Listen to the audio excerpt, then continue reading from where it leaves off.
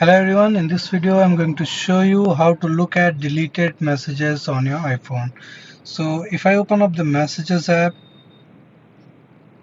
and let me show you, I'm going to delete this message here from this person just like this.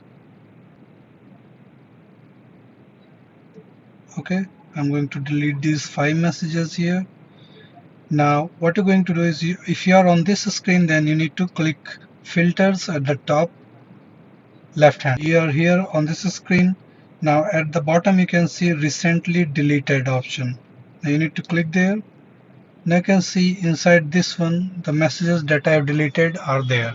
Okay, so if I click there, then you can click on recover option and they will go back to the same person messages. Okay, you cannot see inside this one. You need to send it back to the following person messages. So if I go here, you can see all the messages are back here. So this is the only way that you can see the messages, deleted messages on your iPhone. So thank you for watching the video. Please like it and subscribe to my YouTube channel. Thank you.